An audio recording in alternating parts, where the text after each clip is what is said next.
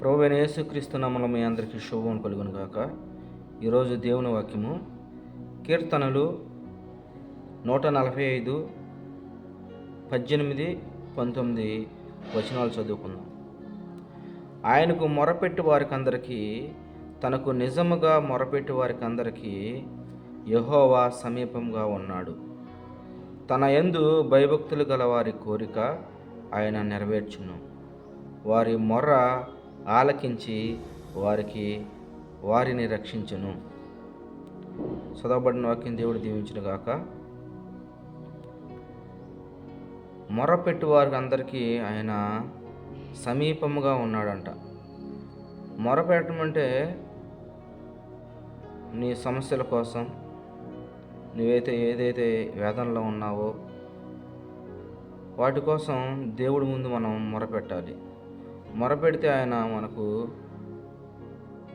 సమీపంగా ఉంటాడు. మన మొర ఆలకించి మనకు ఉత్తరం ఇస్తాడు. అప్పుడు ఆ సమస్యల నుంచి మనల్ని రక్షిస్తాడు. అయితే ఎవరు మొరపెడితే ఆయన ఆలకిస్తాడో ఇక్కడ రాయబడి ఉంది. ఎవరు మొరపెడితే ఆలకిస్తాడంట? తన యందు భయభక్తులు గలవారి కోరిక, తన యందు భయభక్తులు గలవారి కోరికలు, భయభక్తులు వారి యొక్క మొరనే ఆయన ఆలకిస్తాడని ఇక్కడ తెలియజేయబడి ఉన్నది. అయితే బైబిల్లో దావీదు గారు ఈ విధంగా ప్రార్థన చేస్తున్నాడు, ఈ విధంగా మొరపెడుతున్నాడు. అయితే కీర్తనలు 65:2 ఈ విధంగా రాయబడి ఉన్నది. ప్రార్థన ఆలకించువాడా, సర్వ శరీరులు నీ యొద్దకు వచ్చెదరు. నా మీద మోపబడిన దోషములు భరింపజాలనివి. మా అతిక్రమములు నిమిత్తమై నువ్వే ప్రాయశ్చిత్తము చేయుదుము. దావీదు గారు ఆయనకేదో ఆపద వచ్చి పడింది, కష్టం వచ్చి పడింది. ఈ కష్టంలో ఈ విధంగా ప్రార్థన చేస్తున్నాడు, ఈ విధంగా దేవుడికి మొర పెడుతున్నాడు. ఆయన మీద నింద మోపబడాడంట. నా మీద మోపబడిన దోషములు, దోషాలు మోపారంట. దానికోసం ఆయన ప్రార్థన చేస్తున్నాడు. ప్రార్థన చేస్తూ మా అతిక్రమములు నిమిత్తమై నీవే ప్రాయశ్చిత్తము చేయుదువు అని ఆయన పలుకుతున్నాడు. దేవుడే మన అతిక్రమములకు ప్రాయశ్చిత్తం చేయాలన్నా, మనల్ని రక్షించాలన్నా, మన సమస్యల నుంచి గట్టెక్కించాలన్నా, మన సమస్యల నుంచి ముందుకు తీసుకుపోవాలన్నా దేవుడే మనకు ఎల్లప్పుడూ సహాయం చేయవాడు. మనం ఆయనకి మొరపెట్టాలి. అయితే ప్రార్థనకి మొరపెడుతుంటే కొంతమంది ఎలా నామకార్థంగా చేస్తూ ఉంటారు ప్రార్థన. నామకార్థన ప్రార్థన అంటే ఇక రోజు అలవాటు అయిపోతుంది, అలవాటులాగా చేసేస్తారు ప్రార్థన. అయ్యా, ఈ ఆహారం ఇచ్చినందుకు వందనాలయ్యా, ఈ ఆహారం ద్వారా శక్తిని ఉండి బలాన్ని ఉండి అని ఏదో నామకార్థంగా చేసేస్తాడు. నా రాకపోకలంతా నన్ను కాపాడండి అయ్యా అంటే అలా కాదు ప్రార్థన చేయాల్సిన విధానం. ఒక సమస్యని తీసుకొని ఆ సమస్య నుంచి విడిపించబడాలి, ఆ సమస్య నుంచి మనం గట్టెక్కించాలి అని ఆయన యందు మోకాళ్ళ నుంచి నిజముగా మొరపెడతామంటే గోజాడాలి. కంటిన్యూషన్ ప్రేయర్ ఎలా ఉంటుందంటే పూర్ణ హృదయంతోనూ, పూర్ణ ఆత్మతోనూ, పూర్ణ వివేకంతోనూ, పూర్ణ బలంతోనూ, పూర్ణ శక్తితోనూ ఆయన్ని సేవించాలి. ఆయనకి మన సమస్యని చెప్పుకోవాలి. అప్పుడు దేవుడు మనకి తప్పగా మన సమస్యకి జవాబు ఇస్తాడు, మన సమస్యకి పరిష్కారం చూపుతాడు. అయితే దేవుడికి ఏ భేదము లేదు, అందరూ సమానులే దేవుడి ముందు. రోమా 10:12 ప్రకారము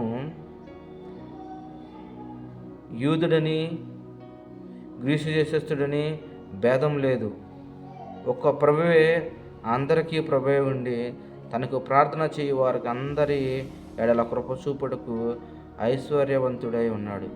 ఆయనకి ఏ భేదం లేదు. ఆయనకి గ్రీకు దేశస్థుడనా, యోధా దేశస్థుడనా ఏ భేదం లేదు, అందరూ ఒకటే. ప్రస్తుత పరిస్థితుల్లో అమెరికా వాడనా, ఫ్రెంచ్ వాడనా, డచ్ వాడనా, ఇండియా వాడనా, శ్రీలంక వాడనా, పాకిస్తాన్ అనా, ఆఫ్ఘనిస్తాన్ అనా, అసలు ఆయనకి ఏ భేదం లేదు. ఎవరు చేసిన ప్రార్థన ఆలకిస్తాడు. ఆయనకి ఎవరు మొరపెట్టినా ఆయన ఆలకించి ఉత్తరం ఇస్తాడు, జవాబిస్తాడు.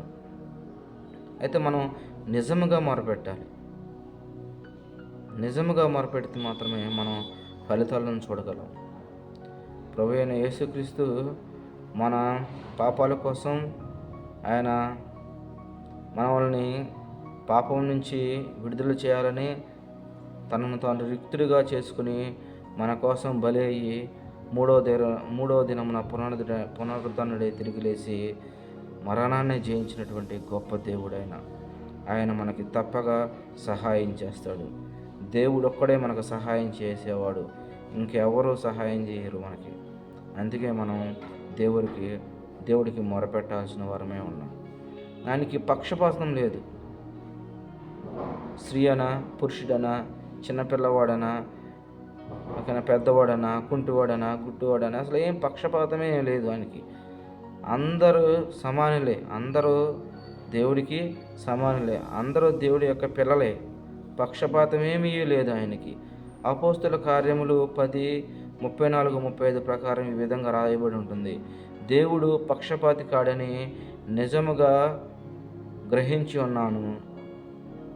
ప్రతి జనములోనూ ఆయనకు భయపడి నీతిగా నడుచుకునే వారిని ఆయన అంగీకరించును. మనం నీతిగా నడుచుకోవాలి.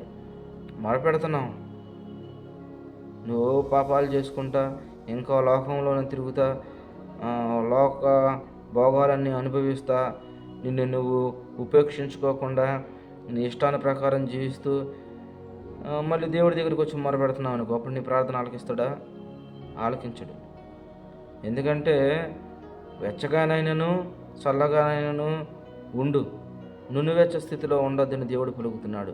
అటు లోకం కావాలి, ఏదైనా సమస్య వచ్చినప్పుడు దేవుడి దగ్గరికి వచ్చి, అయ్యా నాకు పెద్ద సమస్య వచ్చి పడిందయ్యా, ఈ సమస్య నుంచి నన్ను గట్టెక్కించయ్యా, ఈ సమస్య నుంచి నన్ను విడుదల చేయని దేవుడి ముందు మొరపెడితే ఉపయోగమే ఉండదు, ఫలితం రాదు. ఎవరికి ఫలితం ఇస్తున్నాడంటే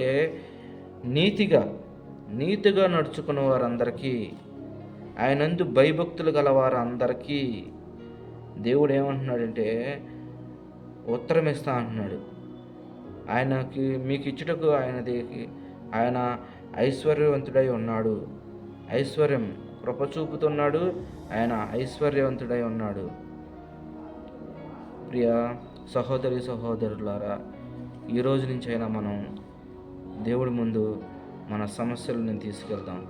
దేవుడికి మన సమస్యలను చెబుదాం. ఆయనకి నిజముగా మొరపెడదాం, యథార్థంగా ఉందాం, నీతిగా ఉందాం, భయభక్తులు కలిగి ఉందాం.